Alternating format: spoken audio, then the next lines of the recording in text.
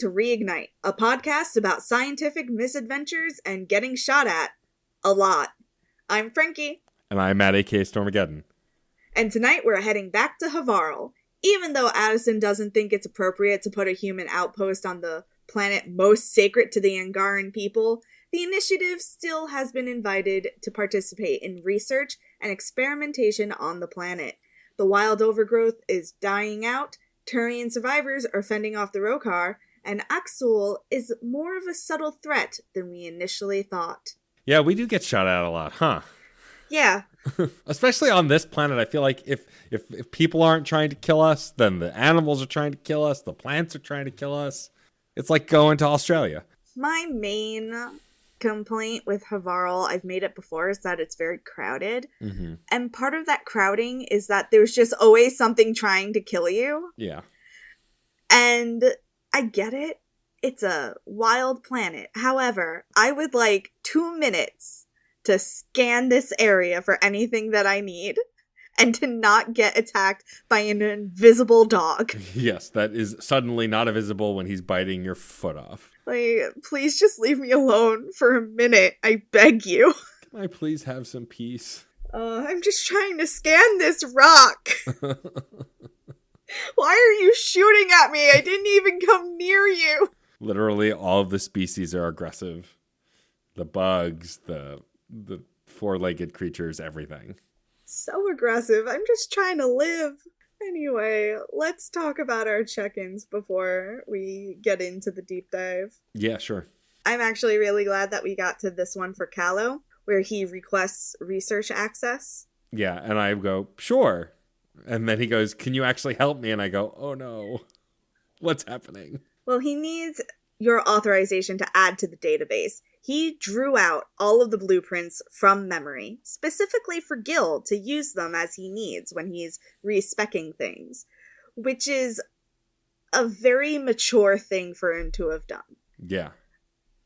And part of what upset Callow is that Gil's arguments about why he did the things he did are the same as engineers who tried to get the project scrapped in the first place. So for Callow, it's like those engineers are winning and they're getting what they wanted. But really, Callow kept the project alive and he made everyone care about the Tempest. Like, the Tempest is an incredible ship and I care about it a lot. Just as much as the Normandy, if not more. Yeah, and it's about legacy and longevity, and I think it's we live in a world where, from where I sit, video game preservation is harder and harder to keep up with. And as they close digital stores for different video games, you go, well, okay, they're closing the digital store for the Wii U and the 3DS. That's not a big deal, right? Yes, except that those games aren't available literally anywhere else. So once those storefronts are closed and all those games are bought, you can never play this game again unless you emulate it illegally. And so, like, it's just preservation is important in all technology fields. I experience the most stressful part of it with video game archival because I know about that a lot. But like, it's all things. It's music, it's TV, all of that stuff. Now that we have these giant digital libraries, like if Netflix disappeared tomorrow, well, I guess I'll never watch The Witcher again because there's literally no other way to watch it. So like, Callow's concern here is a concern that we have now with a lot of things that are just in our memory or digital. So I respect it and understand it. Yeah. Can you imagine a distant future where no one's going to be able to play Mass Effect? I know, right? Like, there just won't be technology available to play it. And, you know, it's going to be lost to time. And that's the thing that Callow's afraid of, is the dreams, the efforts, the sacrifices of people that he loves being lost to time. And so after he puts it into the system, he asks if he can get approval from the ship's engineer. Well, he wants Gil to see it because, like, he did it for Gil. And I really like this moment because even though Gil is real defensive when he comes up and finds you and Callow, he goes really soft. Yeah. And he says to Callow, like, the Tempest is beautiful when you see her completely drawn out like that. There's artistry in the way that she was created. And finally, they're connecting and understanding each other. Yeah, he's really aggressive the minute he walks in. And then immediately understands what's going on when Callow explains it. And then they just start to talk, and you just leave the room smiling, happy that your friends are getting along again. It was cute. Did you choose to page Gil yourself, or did you let Callow do it? I let Callow do it. I paged him myself. Mostly to try and protect. After siding with Gil, I wanted to show that I'm not afraid to help Callow either. Like, I'm not choosing sides. I want to help everyone. That was the logic, at least, behind it. That's fair. I don't think there's anything wrong with calling up Gil yourself. The option that I chose basically said honesty and sincerity goes a long way. And, Callow reached out and asked Gil to come up so they could talk. And I think it's better, personally, for Callow to do the outreach himself, because he needs to get used to talking to Gil on his own terms. And having Ryder as a buffer, like, Ryder's not always going to be there to buffer things. But again, I don't think there's anything wrong with doing it for Callow, because you're his friend and you want to be there to support him. It sounds like this choice doesn't really make a difference on the impact of it, but it's good that they give you the option either way. Once we're outside of that scene, PB continues to be mean to Lexi. Still, yeah. And is it just to get a rise out of her? No idea. It's unclear. Like, now she's saying Lexi's dad was a Turian. That explains so much, that she's always fussing at people because, like, she's not even 200 and she's fussing at people like a matriarch or something of that nature. And Lexi's just like, I am a doctor. It is literally my job. Why are you like this? Yeah, every time one of these things happens, I just like PB less and less. I don't know. Like, it's funny, I've kind of come on opposite swings with a couple of the party members. Most of them I've stayed where I am, but like Liam I'm liking more and more as I talk to him more. Like, I see a lot of myself in him too. Like, he's a little bullheaded, a little impetuous, a little like quick to jump to get things done because he wants to help. Whereas PB, I saw a lot of myself in initially, but now also I'm seeing like my worst qualities in her, like being obnoxious, making jokes that no one's laughing at, trying to get a rise out of people, being disrespectful. And so, like, I'm not fond of her right now. I mean, the game is still young, but like, yeah, I don't like how she keeps treating Lexi, even after all of this. I think you and I are at a stage in our life where that kind of behavior is best left in your 20s. I would say so. I mean, like, obnoxious behavior is not I won't say I'm never obnoxious, because all of my friends would call foul, but like, definitely not on that disrespectful level that PB seems to be doing here. Right. And like, I know I personally had a hard time with that, knowing when I was being disrespectful or when I was actually like cracking a joke that someone would relate to. Because, sometimes you think something and you're like, oh, this will make someone laugh. So you say it, but you don't realize that it's actually mean. And I don't know if that's maybe what is happening with PB. Like, maybe she thinks that she's going to make Vetra laugh, but it's actually mean to Lexi, and nobody appreciates when someone is mean. Yeah, exactly. So, I don't know. Like, PB can be great. We are not seeing a good side of her right now. Correct. Is what I will say. Yes. There's a poker war on the Tempest. Yeah. Which I find very funny. I am happy to let them, like, do whatever they want. Yeah. I think it's very funny that they're all, like, trying to beat Gil. And failing at it. And they're just like, I don't want to play with you anymore. It's like stubborn children. It's a very nice slice of life, and shows you that they have lives outside of what we're doing. Right. Like, stuff is happening when we're doing other things. Yeah. It just makes me laugh. Suvi is very determined to eat Helios Flora like a little science goblin. I mean, the last long conversation we had with her was her having an allergic reaction because she licked a rock. So yeah, none of this is surprising to me. But then Callow, like, pages Lexi and is like, Lexi, stop her. I just love all their relationships. I love their little, like, conversations that have nothing to do with Ryder. It's so good. It's life. Everything is moving. Everything, you know, it's just so fresh. Yeah. And it feels good to be on a ship with people who are like not miserably depressed because their planets are dying.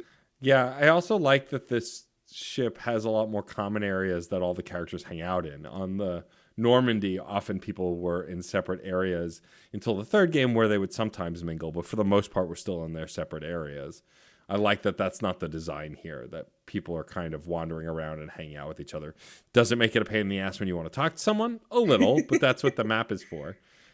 My favorite is when Vetra says, you know where to find me, or you know where I'll be, and then she's never in the same place twice. And I'm like, no, I don't know where you'll be.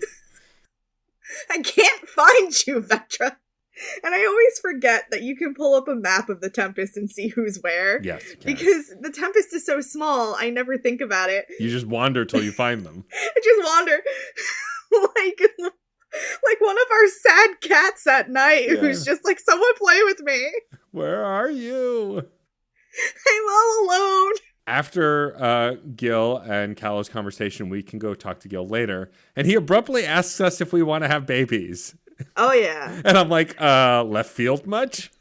Yeah, same. I'm just like, I mean, when you think about it, knowing that his best friend is like the head of the repopulation effort, I guess it's not left field, but it kind of is. Yeah, but you also know Gil said it that way on purpose. It wasn't an accident. Yeah, of course he did.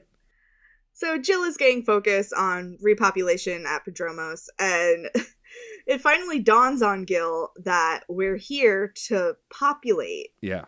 Like, we're here to procreate, to spawn, to, like, have families and have colonies that turn into cities. Like, we're here to build a new life for us. Right. And he says the biological imperative is kind of a bummer. Mood. Yeah, what a mood. It kind of bothers me that Ryder doesn't even get a chance, like, doesn't get to answer and say if they want kids or not. Yeah. They just have to be like, so you want kids? And I think maybe if you're romancing Gil, you do get the opportunity to say one way or the other. But, I don't know. I don't know either. But it causes Gil to reflect on what his father was like and possibly what he would be like as a father. Yeah. And you get to talk about how your father kind of wasn't really ever there, even though he was. And you compare it, because Gil talks about how his father was gone before he could ask him any of these kinds of bigger questions. And you do the thing that you're never supposed to do, but Ryder does it anyway and compares. You don't have to. You can compare the dads. And I did that. And he's like, but it's not the same. Your dad was there. But then Ryder gets to go, sure, he was there, but he might as well have not been because of how little he did for us and how deep he was in his work. But after I chose it, I went, oh, wait, no, that was a rookie move. I chose the other one. Yeah. I didn't know that. I'm so sorry. Yeah, that's called the correct answer. Though it is very much like me to put my foot in my mouth that way, because before I learned better than to do those kinds of things and try and always compare other people's trauma to your own, I used to do that a lot as well. So falling into that trap in this game is not that far afield from actual me from the past. So something interesting that I read a lot from people who have the same reaction is that relating to someone else's trauma with a similar trauma that you've been through, I think it's something that a lot of autistic people do. I'm trying to remember. It's either ADHD or autism, or it's both. Right. Not the same, though. Not the same, but a lot of their, I don't want to say symptoms, because it's not really a symptom. A lot of experiences with autism and ADHD kind of overlap. Mm-hmm. So you'll get a lot of people with shared experiences who are diagnosed very differently.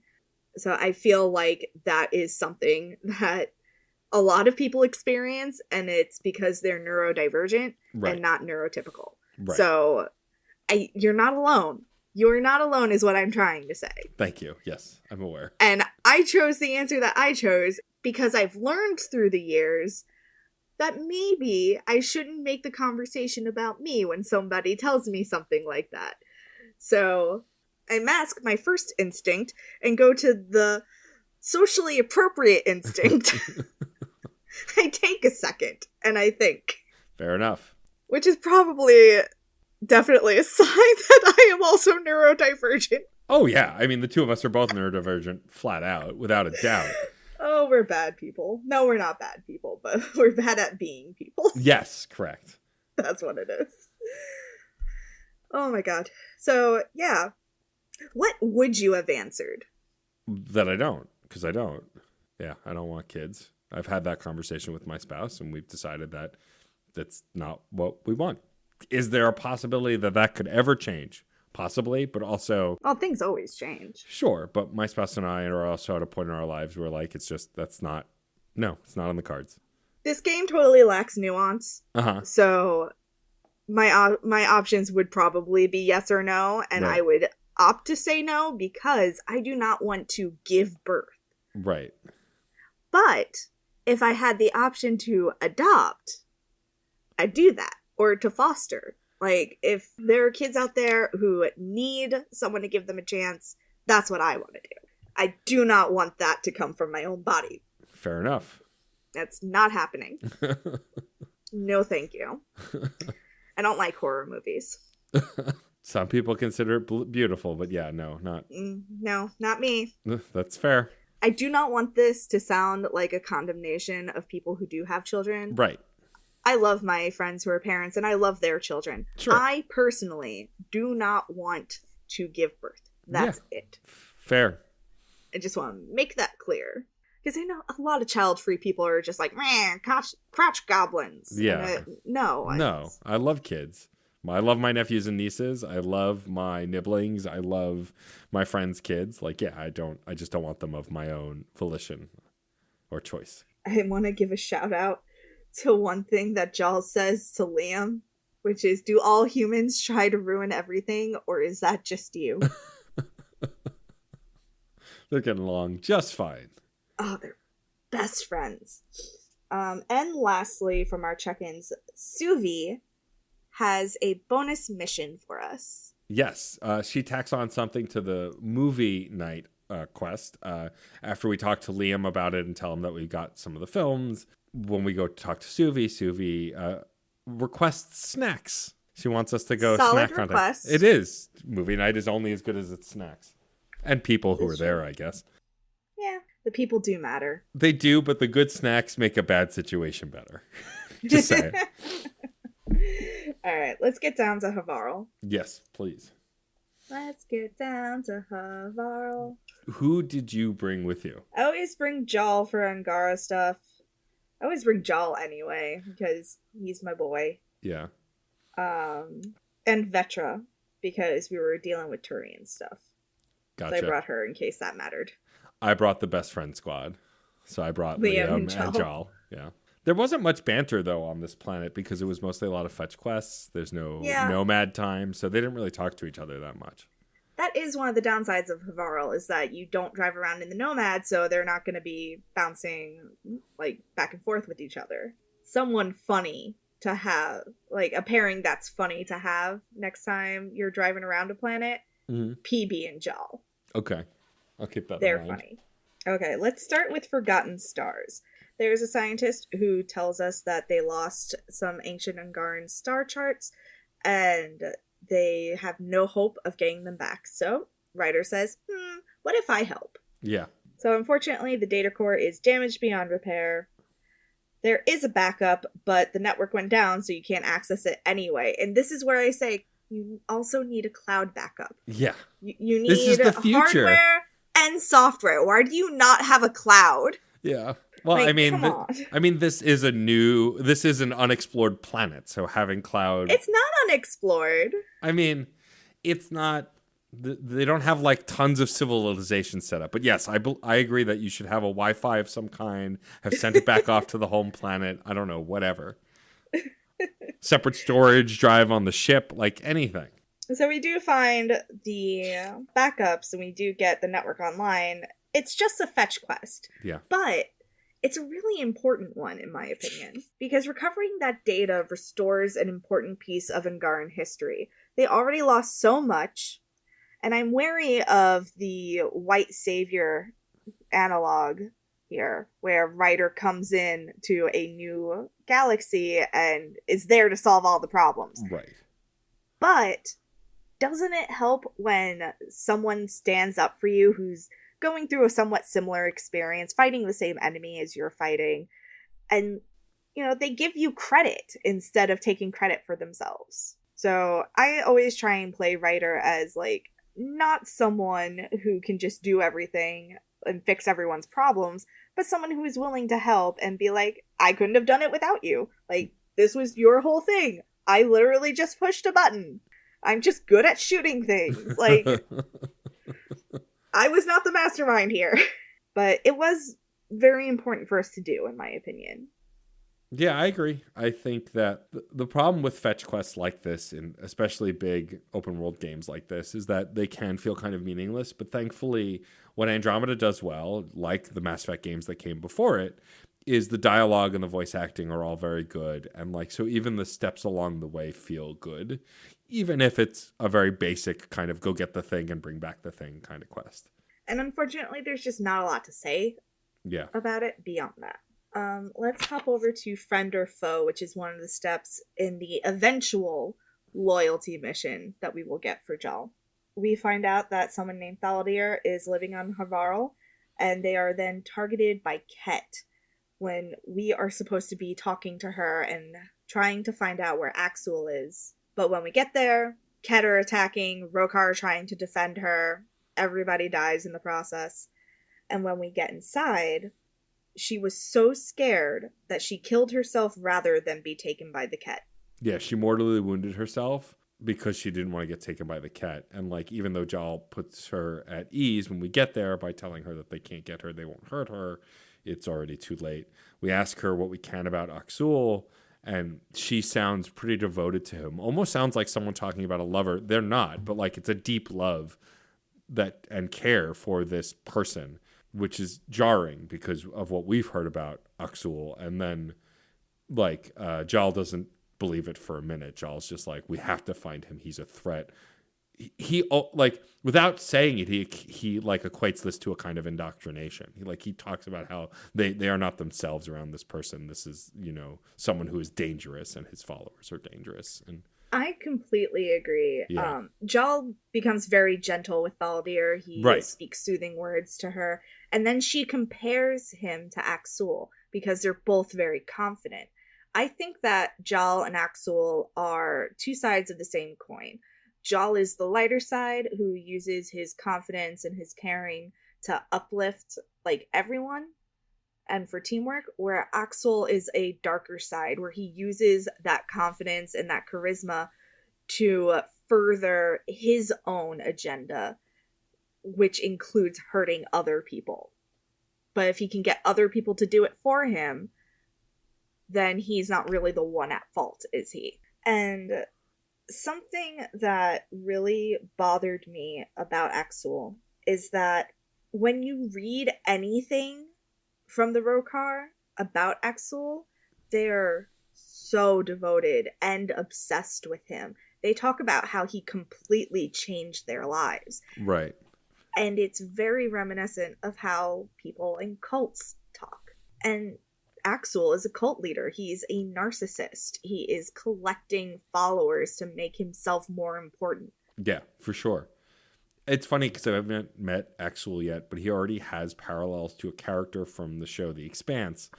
For those who have watched it, in the last couple of seasons, there's a character named Marco Inaros who rallies the Belters to fight back against Earth because they've been oppressed and treated like second-class citizens. And at first, it's very much like, this is a rebellion, we just want rights. And very quickly it becomes he's sacrificing people, throwing people into the fray, not thinking clearly, like just very much living off his charisma and manipulating people to get what he wants. And like, I'm curious if that comparison holds up when I meet this character, because that's the sense I get now, just having that in like my brain bank. Also, I want to comment that the team went so hard on writing codex, emails, letters. Like, there was an exchange between Thaldir and Axul where she is telling him about her nightmares, and he sends her medicine for her nightmares, and he calls her loved one. Yeah. And it's just, Ooh. It's written so well. Something that Thaldir said in one of her emails was, I could feel the Ket in my scars. How great of a line is It's that, a good though? line, yeah. Like It's so it evocative. makes my skin crawl hearing it, yeah. And just the exchanges between Thaldir and Axel make him seem like a concerned lover. Yeah. And if that's how he's treating everyone that joins the Rokar, or rather, if he's tailoring his interactions with people who join the Rokar to what appeals to them, Yeah. he's going to seem like worthy of devotion because he's showing them what they want to see. Yeah, for sure. I don't like Axel. Yeah, I get that. I mean, I don't either, but I don't have a lot He of just experience with reminds me him of yet. every terrible narcissist I've ever interacted with. That's true, and you've met a lot of them. Yes. I dated one. It's true. And it was the worst experience of my life. It wasn't Matt, if anybody's wondering. Yeah, no, it wasn't me. I mean, I'm narcissistic, but not that bad. Yeah, That confidence is a recent development. no. But yeah, no, I agree. I think that I'm curious to see where this goes because it's just we've seen so many different sides of the Angaran people now, but you know the Rokar really worry Jal in a way that he's not often worried about everything, but like they worry him as much as the Ket does, and that says something. Yeah. Yeah, he's really concerned about it, mainly because it's splitting their forces. Yeah, for sure. And, it's going to lead to a lot of casualties for his people. Do you want to move on to cultural alliances? Let's do it. All 2 seconds of it. So, cultural alliances is a mission where we literally just call Addison and say words to her. That's it. Yeah, we give her a little bit of shit for not being there in person. And then she thanks us for all our work. And I damn near fell out of my computer chair. Like, she's really soft here in a way that she hasn't been. I'm starting to believe that there are 2 Addisons. They are twins, and they all take turns, and they don't tell anyone about the other one. Because she's so soft here and kind and understanding. She does say Pathfinder with verbal quotation marks around it. Like, she's still talking down to you a little, but like the thank you was sincere. It was earnest. And so I was a little thrown off. But yeah, we just, and then we give her a quote for the history books, as it were. And so I chose the community choice, we are all of us. This planet is not just for us, but they've welcomed us here, and it can be for all of us kind of thing. I think I took the other one where I just talked about how beautiful it was. Yeah, I believe that was the other option. I don't remember. Look, this may remain a Tan hate account, but it's only a sometimes Addison hate account. Only when she really deserves it. Okay, fair enough. Tan deserves it all the time. Addison doesn't always deserve it. I feel like Addison gets better with time because her whole reason for being cranky is that everything looked like it was going to fail, and it would have meant that they just wasted all of their resources and all of their time, and they could never go home, and like they gotta commit, which is scary, and that can make anyone snappish. Yeah, we'll see. I mean, right now they both kind of suck to me, but this was a nice reprieve, a nice moment. Whereas every time Tan is being nice to us, I'm like, okay, what do you want? Yeah, where are you trying to con me into? Exactly. From there, we can do Overgrown, where we find 2 scientists who are studying the mutated growth patterns of Havarl, except the mutated plant life and animals are dying faster than they can study them.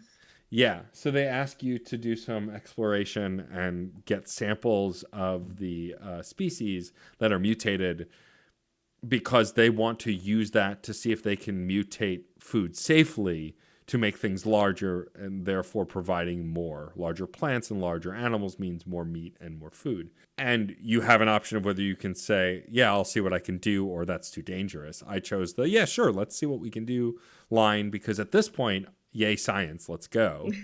But Science! But as we're exploring and killing these things, we find out that the Rokar were also tracking these creatures.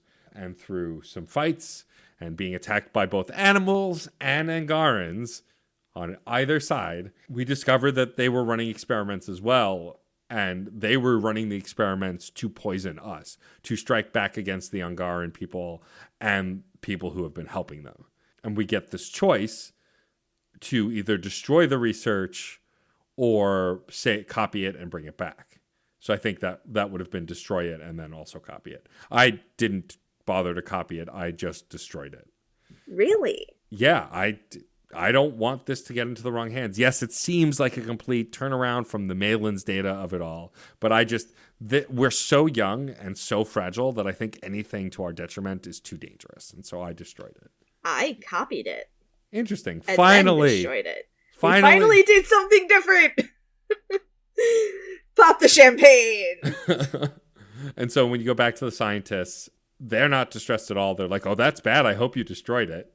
And I went, yes, I did. And they're like, did you bring any of it back? And then you're like, no, I wanted to make sure it was gone and nobody got hurt. And they're like, that makes sense. Because clearly you still have the data that you found. It's just this data we didn't keep. So you don't go back with nothing. You just don't go back with the Rokar research. So they seem still in pretty good spirits and seem to have their hands full with the data that you provide. How is the interaction different when you've copied the data? They're glad to have it because at least it means that they can learn to protect against attacks like that in the future. Well, that makes sense too. Makes me feel a little foolish, but no wrong answer. Yeah, I think this is a no wrong answer situation. Yeah. After that, it is the Turian Ark, not dead yet. Finally found some Turians, and some Turians that are not Vetra. Yeah, they're being attacked by Rokar. And we rescue them.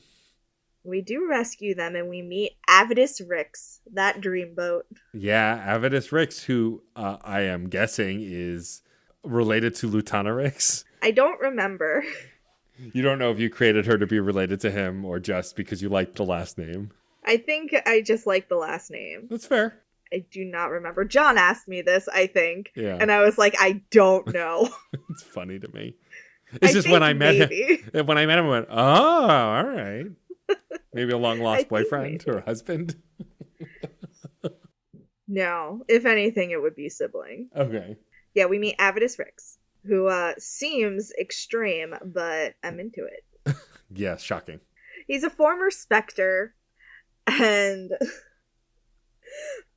I say to him, oh, so you're used to being above the law. And I love his response of, good thing there are no laws in Andromeda. Which is also blatantly not true. Ooh, you sassy. I like it. Yeah, of course you do. Totally not your type, a sassy Turian. We find out from him that Mason, the Turian Pathfinder, should still be alive because Avidus is his second and the Sam hasn't ticked over to him. Yeah. So it's a reasonable assumption that Mason and the Ark are still out there somewhere. And Rick says that Mason should be looking for him. Okay. I hope he does.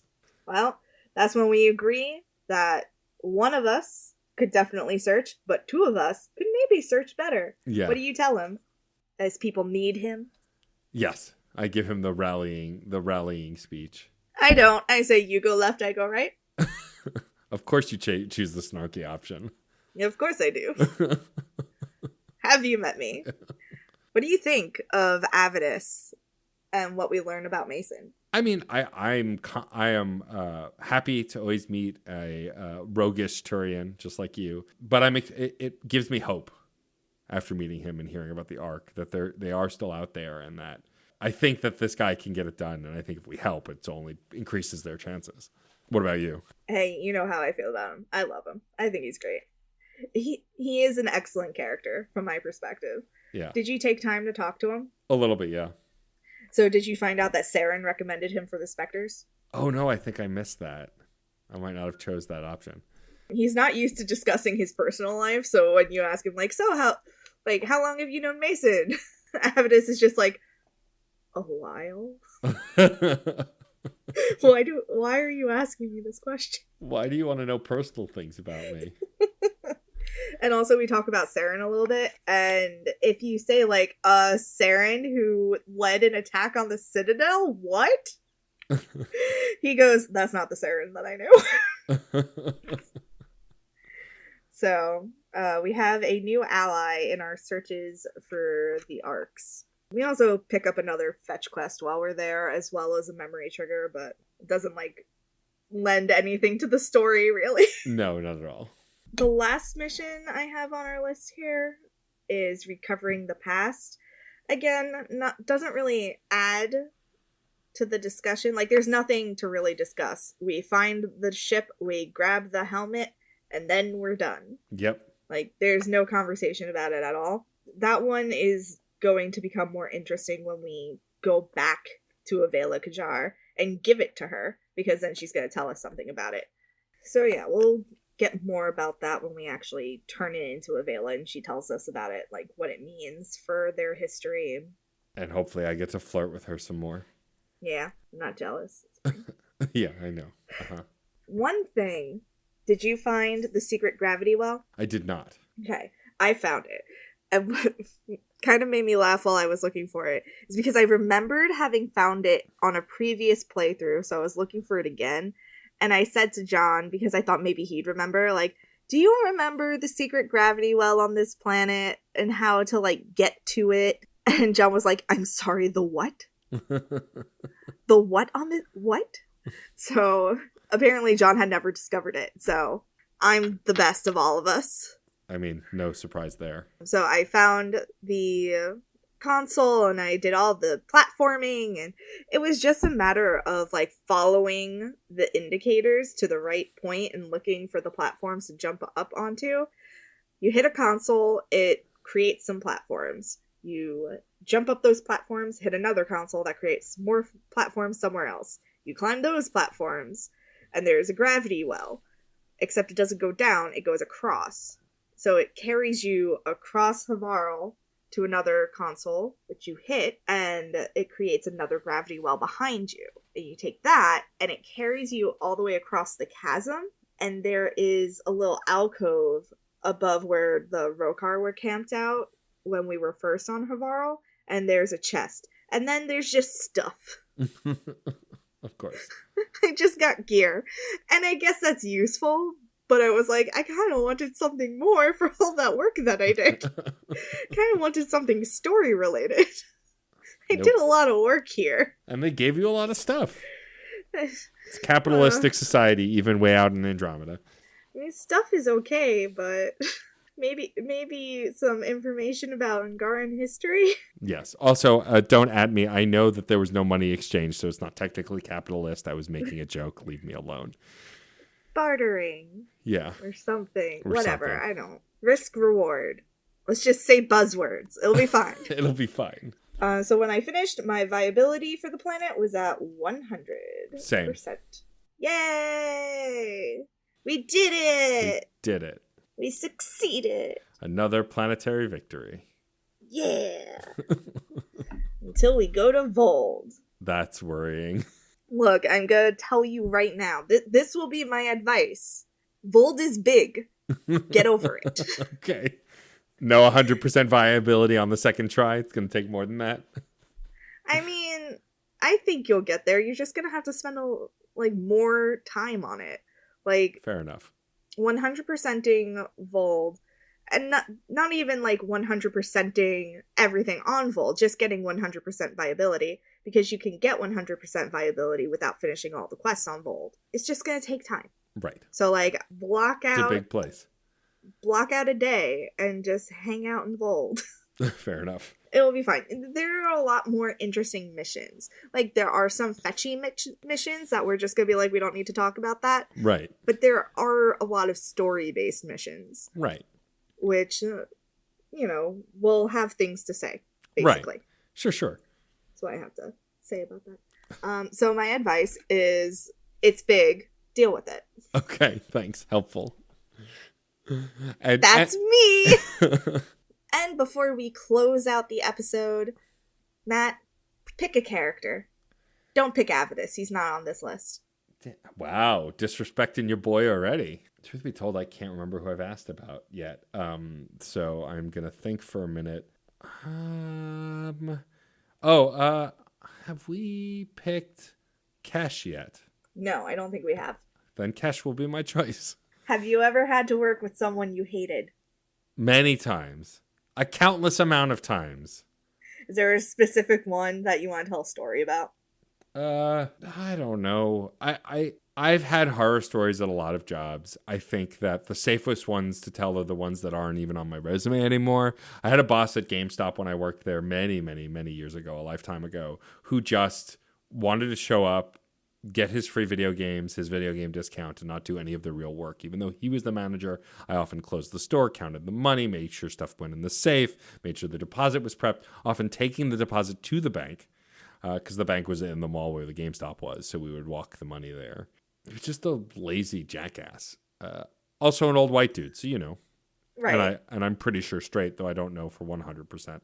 So you know, that cocktail of self-entitlement. It was not fun. The job itself, I didn't hate. I did get to borrow out games, play them, and like get discounts and stuff, and that was fun while it lasted. But it was a hellscape of a retail job. And truth be told, I don't even remember his name, so I couldn't say it even if I wanted to. But yeah, that's what I got because I don't want to badmouth any of the actual bosses I've had in my more professional career later on. It's just not a good look. Right. I'm not gonna badmouth a boss. This was a coworker that I had who was very micromanagey. You know, not quite Tan's level, but just like needed to have their hand in fucking everything. And they would annoy me with all these little things because they would just pile up until they were unbearable. Like, they would print out an email, annotate it, and then bring it to me. Instead of emailing you and like replies in red underneath each line. Yeah. That? Yeah. Okay, sure. I would ask them multiple times, like, hey, when I'm printing things out, can you just leave them on the printer? Because I print them out in a certain order. And like, if you bring them to me while I'm still printing things out, like it kind of messes me up. So if you just leave everything on the printer, like it's better for me.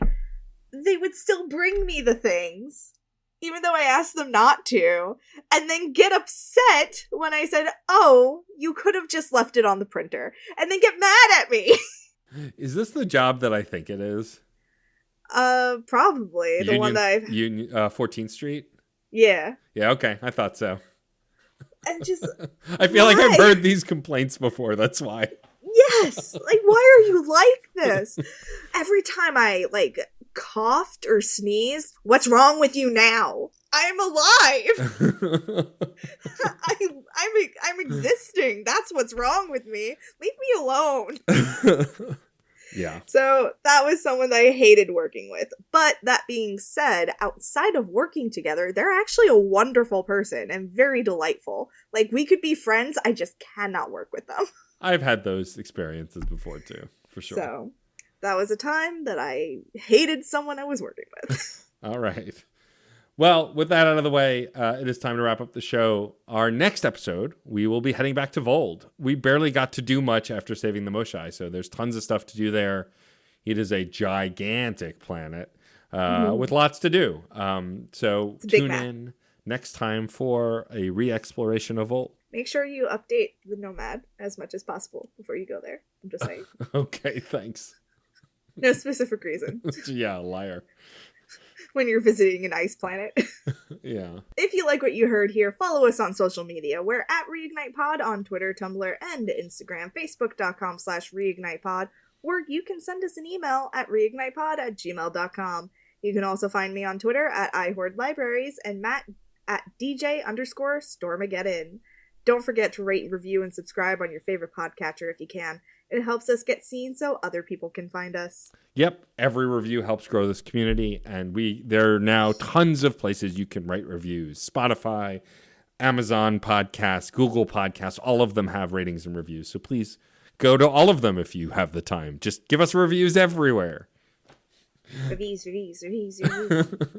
And if you do review us and we can find it or we get notified about it as we have aggregates that do that, we will read those reviews here live on the show. We're also members of the Certain POV Podcast Network. You can visit certainpov.com to find more nerdy podcasts, each with a unique point of view. You can also find a permanent invite link to our Discord server on the website and join in our conversation. Folks are still having spoiler conversations in a channel I cannot look at until we beat this game. So get in on that. If you want to ask me about my Andromeda experience, that's the best place to do it. If you're enjoying our Andromeda shenanigans, then you should catch me over on Archives of the Dragon every other Monday, where my spouse, Professor John Bradley Lestrange, leads us through the wild unknown outside the Helios cluster in Andromeda. You can find us at twitch.tv/Archives of the Dragon. You can also find everything that I do at djstormageddon.com. I've been doing a lot more Twitch streaming, so that's a great place to find me. If you want access to my merch store or just throw me a couple bucks on Ko-fi, all of those links are at djstormageddon.com. Also, Frankie and I are going to be at PAX East 2022. We are very excited. Previous guests are going to be there. We're going to try and hang out. We also have submitted a panel, so there's going to be lots of fun stuff to do. If you're going to be at PAX East 2022 out in Boston and you want to get together with us, please let us know. We'd love to organize a little meetup or hang out, but we will be there and we hope to see you there too. We'd like to thank Red Spinks for our It's Okay to Be a Marshmallow t-shirt on Redbubble, featuring our favorite marshmallow, Caden Alenko, though Jal is giving him a run for his money. You can find more of his work at Chaos Does Art on Instagram. We'd also like to thank Carter's husband for developing more amazing t-shirt designs that you can find at certainpov.com or on Teespring. Heck yeah, Carter's husband. Thank you to David Boyle for redesigning our logo like a champ. And finally, thank you to JT Music and Andrea Stormcaden for our new theme music. I'm Frankie. And I am Matt A.K. Stormageddon. Good luck, Pathfinders.